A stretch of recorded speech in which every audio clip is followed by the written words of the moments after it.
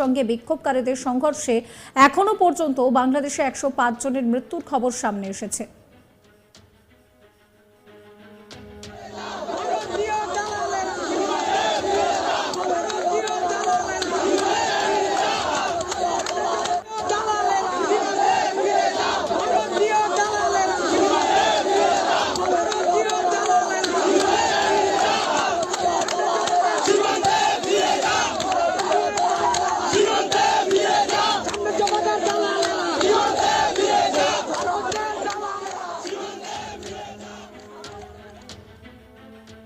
শুক্রবার ভারতের বিদেশ মন্ত্রক বাংলাদেশের পরিস্থিতিকে একটি আভ্যন্তরীণ বিষয় হিসেবে উল্লেখ করেছে।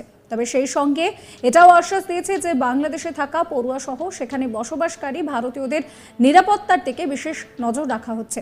আপনাদের শোনাবো শেখ হাসিনা কি বলছেন। সরকার হাইকোর্টের রায়ের